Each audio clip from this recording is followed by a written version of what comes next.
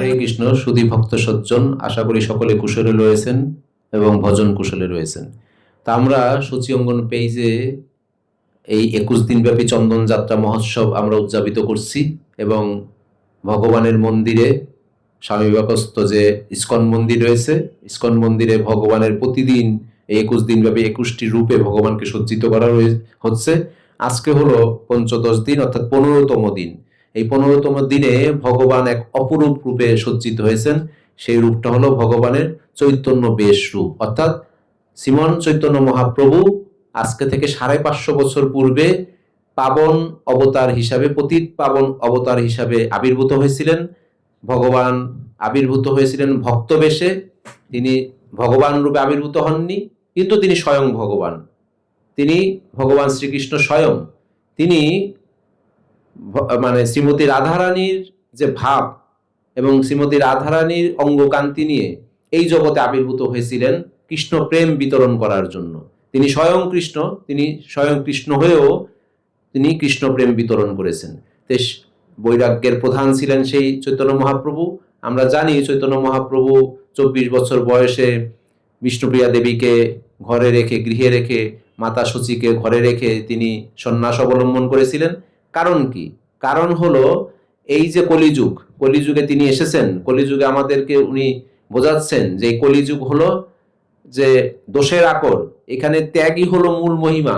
আমরা যদি এই সংসারের সমস্ত ভৌতিক কামনা বাসনা এগুলো ত্যাগ করে যদি বৈরাগ্যকে ধারণ করে আমরা ভগবানের ভক্তি করতে পারি, তাহলেই আমাদের শেষ রক্ষা হবে। কারণ কলিযুগের অবস্থা এরকমই যে কলিযুগে কেউ কোনোভাবে ভক্তি সাধনে মানে তার মনোবৃত্তিকে মানে লাগাতে পারে না, ভক্তি সাধনে সে নিজেকে নিয়োজিত করতে পারে না। তাই চৈতন্য মহাপ্রভু এইটা শিক্ষা দেওয়ার জন্য তিনি ভক্তরূপ অঙ্গীকার করে শ্রীমতী রাধারানীর অঙ্গকান্তি অঙ্গীকার করে এই জগতে আবির্ভূত হয়েছিলেন। সেই দৃশ্যটাই আজকে ভগবান শ্রীকৃষ্ণকে সেই চৈতন্য মহাপ্রভু রূপে সজ্জিত করা হয়েছে এবং সবাইকে তিনি চৈতন্য মহাপ্রভু রূপে দর্শন দিচ্ছেন। কারণ এই লীলা বিলাসগুলি ভগবান কেন করেছিলেন? গৌড়ী আচার্য যারা রয়েছে, বিশেষ করে শিলরূপ গোস্বামীপাদ, জীব গোস্বামীপাদ, তারা বলছেন যে ভগবান আমাদেরকে শিক্ষা দিচ্ছেন যে আসল সুখ হলো ত্যাগে। যিনি ত্যাগ করতে শিখে তিনি আসল প্রকৃত সুখী হতে পারেন। ভোগে কোনো সুখ নেই, ভোগে কোনো শান্তি নেই, ভোগে কোনো রক্ষা নেই। তাই ভোগ মানেই হলো পদম পদম যদ বিপদম, তিনি পদে পদে বিপদগ্রস্ত হবে। যত তিনি ভোগ করবেন তত বিপদগ্রস্ত হবে। তো চৈতন্য মহাপ্রভু যে মূল বাণী ছিল যে কৃষ্ণ সেবা, কৃষ্ণ প্রেম বিতরণ করা, এবং এই কৃষ্ণ প্রেম বিতরণ করার জন্য চৈতন্য মহাপ্রভু সেই নামরূপ অবতারকে এখানে এনেছেন, গোলকের প্রেমধনকে আমাদের সামনে নিয়ে এসেছেন। গোলকের প্রেমধন হরিনাম সংকীর্তন সেটা আমাদেরকে বিতরণ করেছেন।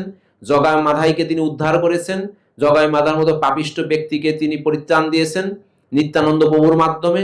তাই তিনি যখন নাকি এই সমস্ত লীলা বিলাসগুলি করেন তখন আমাদের জন্য যে কতটা আশান্বিত, যে একবার এক কবি বলেছিলেন যে জগাই মাদাইকে যে মহাপ্রভু উদ্ধার করলেন, জগাই মাদাইকে উদ্ধার করলে তাদের মতো পাপিষ্ট ব্যক্তিকে উদ্ধার করেছেন, তাহলে আমিও এই পাপীদের মধ্যে যাব, তাহলে পতিত পাবন আমাকে উদ্ধার করবেন। আসলে বিষয়টা হলো যে এই পাপটা বড় কথা না, যে জগাই মাদাই পাপ করেছিলেন কিন্তু কোনো সময় বৈষ্ণব চরণে তারা অপরাধ করেননি। তাই আমরা এই গৌড়ীয় বৈষ্ণব ধারায় যে রয়েছি, চৈতন্য মহাপ্রভুর যে ধারা রয়েছে, এই চৈতন্য মহাপ্রভুর যে শিক্ষা রয়েছে, তিনি এই শিক্ষাষ্টকমে উনি 8টি পদে সমস্ত শাস্ত্রের নির্যাস উনি দিয়ে গেছেন, যে আমাদেরকে ত্যাগ করতে বলেছেন, ভোগ যে বাসনা সেটাকে রহিত করতে বলেছেন। তাহলেই আমরা চৈতন্য মহাপ্রভুর যে মনোভীষ্ট, সেই মনোভীষ্ট আমরা পূরণ করতে পারি। তা আসুন আজকে চৈতন্য মহাপ্রভুর সেই রূপ দেখে আমরা নিজেকে এই জড়জগতের থেকে পরিত্রাণ পাওয়ার জন্য এবং কলি জগতে যে দুঃসহ অবস্থা সেখান থেকে পরিত্রাণ পাওয়ার জন্য চৈতন্য মহাপ্রভু আমাদেরকে সরল পন্থা দিয়েছেন। সেই সরল পন্থা হলো শুধুমাত্র নাম সংকীর্তন। হরে কৃষ্ণ কৃষ্ণ কৃষ্ণ হরে হরে, হরে রাম রাম রাম হরে হরে। এই যে মহামন্ত্র, এই মহামন্ত্রকে যিনি একবার আশ্রয় করবেন, সেই আশ্রয় হলো, এই মহামন্ত্র হলো তরণী সদৃশ। সেই তরণী দিয়ে আমরা তরুণীতে আশ্রয় করে আমরা এই সাগর থেকে, এই কলিযুগের এই ভবসাগর থেকে আমরা উদ্ধার লাভ করতে পারবো। তাই চৈতন্য মহাপ্রভু নিজে দৃষ্টান্ত দিয়ে, নিজে এসে এটা আমাদের শিক্ষাদান করেছেন এবং আচার্যদের রেখে গেছেন চৈতন্য মহাপ্রভুর এই শিক্ষাকে আরো বিস্তার করার জন্য। তিনি বলেছেন যে পৃথিবীতে আছে যত নগরাদি গ্রাম, সর্বত্র প্রচার হবে মোর এই নাম। এই যে হরিনাম উনি দিয়ে গেছেন, তিনি বলেছেন যে এই সমস্ত আচার্যরা, ভক্তরা আমার এই হরিনাম তোমরা পৃথিবীব্যাপী বিস্তার করো। তারই ধারাবাহিকতায় সেনাপতি ভক্ত শিল প্রভুপাদ পাশ্চাত্যে নিয়ে গেছেন মহাপ্রভুর এই হরিনামকে, চৈতন্য মহাপ্রভুর এই নামকে, ভগবান শ্রীকৃষ্ণের এই নামকে তিনি বিস্তার করেছেন।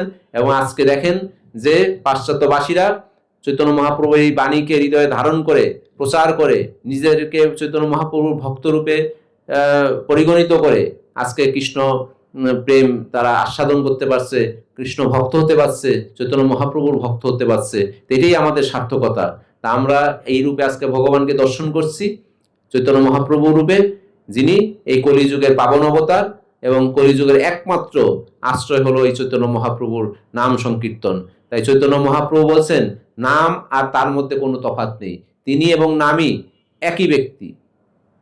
নামী এবং নামের মধ্যে যেহেতু কোনো পার্থক্য নেই, তাই আমরা যদি চৈতন্য মহাপ্রভুর এই নির্দেশিত পথে, দেখানো পথে, আচার্যদের দেখানো পথে আমরা যদি শুধু হরিনাম করি, হরিনামকে আশ্রয় করি, অপরাধবিহীন, অপরাধ মুক্ত হয়ে শুদ্ধভাবে হরিনাম করতে পারি, তাহলে আমরা এই জগৎ সংসার থেকে পরিত্রাণ লাভ করতে পারবো।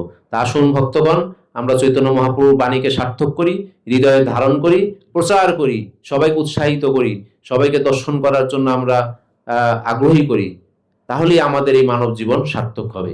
হরে কৃষ্ণ কৃষ্ণ কৃষ্ণ হরে হরে, হরে রাম রাম রাম হরে হরে। জয় শিল প্রভুপাদ কি জয়। নিতাই গৌর সীতানাথ প্রেমানন্দে। হরি হরি বল।